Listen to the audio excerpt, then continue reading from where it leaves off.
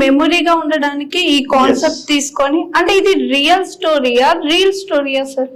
మా అబ్బాయి రెండో అబ్బాయి ఓకే 27 years వయసు ఉన్నప్పుడు పెళ్ళైన 6 నెలలకి చనిపోయినాడు.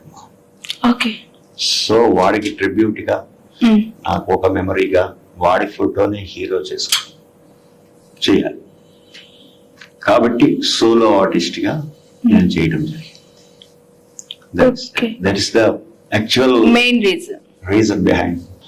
అంటే మా అబ్బాయి చనిపోయిన అబ్బాయికి ట్రిబ్యూట్ వరకు నిజము అట్లా అని చెప్పేసి మొత్తం అంతా కూడా అది కాదు, కొంచెం సినిమాటిక్ లిబర్టీస్ అవి ఉన్నాయి.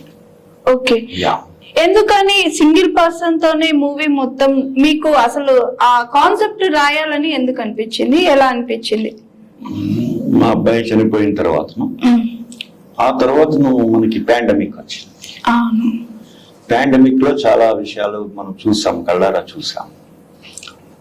ఎక్కడో దూర ప్రాంతాల్లోనూ విదేశాల్లోనూ ఉండేటటువంటి వాళ్ళు ఇంటికి చేరలేకపోయినటువంటి పరిస్థితులు కూడా చూసాం. అండ్ సోలో ఆర్టిస్ట్ చేయాలి అనుకుంటే ఇక్కడ నా main lead lady she's waiting for her husband. So whether he comes safely or not అనేటువంటిది కాన్సెప్ట్ తీసుకున్నాను. కాబట్టి అందులోనూ మనకి పాండమిక్ లో పర్టికులర్ గా లాక్డౌన్ టైంలో ఎక్కడిక్కడ వాళ్ళు బ్లాక్ అయిపోయారు. సో ఆ పరిస్థితుల్లో ఆమె ఒక్కటే ఉంది and he's coming on the way.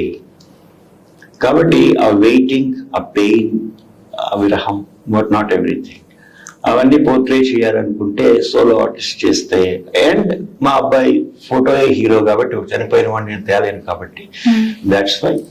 Hi, this is Swati. Like చేయండి, షేర్ చేయండి, కమెంట్ చేయండి అండ్ సబ్స్క్రైబ్ చేయండి GR TV. Hi, this is Monica. Please like, share and subscribe GR TV.